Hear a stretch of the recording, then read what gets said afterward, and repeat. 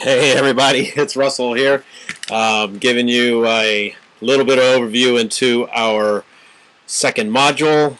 5 words. The first word is self. Self has a bad rap nowadays. Um, it's self-control, it's selfishness. Self always needs something to have it fenced in. In our class, focusing on the leader within you, self gets a promotion. We go to Romans chapter 12, verse 3, and we find that self is something God wants us to think on. He says that the way you know you have a renewed mind, the way you know that you're not conforming to the world, the way you are living out your most reasonable service of worship is you think rightly on yourself. And if you do so, you're going to have the capacity to be able to walk out the things God's called you to. So there's a whole list of gifts that follow in the book of Romans. That's kind of my foundation for humility, is thinking rightly about yourself, not more highly than you ought to, not thinking less or more lowly than you ought to. So we take self and move it towards self-transcending leadership, that we're always dying to self, we're living beyond ourselves, we're serving others.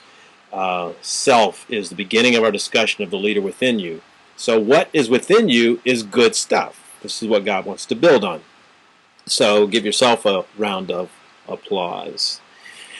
The next point of our discussion gets after the way God works in the life of a leader. Bobby Clinton makes a argument that God is always shaping a leader. He's got a great book, The Making of a Leader, that you might want to give some consideration to. In it, we look at some of Clinton's lessons, and the most profound thing I get from it is, out of looking at 6,000 lives, particularly those who finished well, most of those who finished well considered leadership development a means and an end of ministry. That's something you want to think of. And they saw God working in their life over a lifetime. So spend a little time on that. Next piece, I give you a little bit of some exposure to the books. You might want to look at Manns and Sims and their book called Super Leadership. Super Leadership. It's a great discussion about self-leadership and self-management, and gets you into some theory discussions to give you some undergirding for this leader within you stuff that we're talking about. And I take the bookshelf of leadership development, which is a fairly young study, about 30 years young, and kind of sort it into about 5 shelves. So you'll see 5 F's in there, and why don't you try to think about which of the approaches have formed you as a leader of those 5 options.